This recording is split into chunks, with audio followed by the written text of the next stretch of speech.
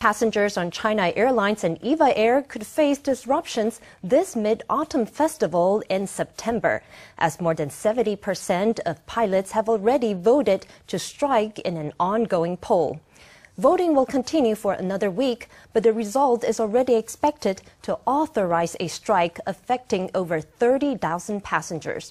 Today, as the clock ticked down to the closing of the poll, pilots appealed to the Transportation Ministry for help.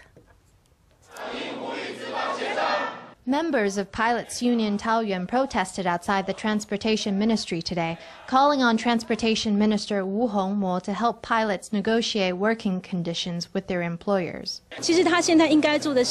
What he should be doing is helping the two sides sit down and negotiate before the strike. Instead, he is telling us that if we want to strike, we should give advance notice. This shows us that he has no intention of fixing the problems. In the face of a looming pilot walkout, the Transportation Ministry has said it would initiate negotiations on manpower distribution during the strike. Meanwhile, Eva Air and China Airlines have refused to re-enter negotiations, further angering the pilots.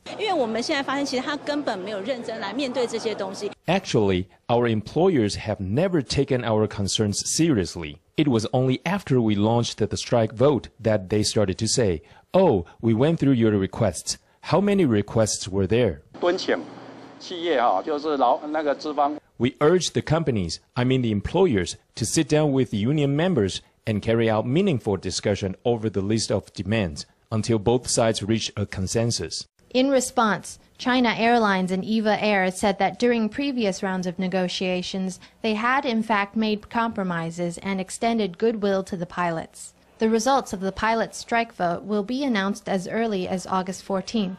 If the strike occurs, it would hit flights during the Mid-Autumn Festival and affect more than 30,000 passengers.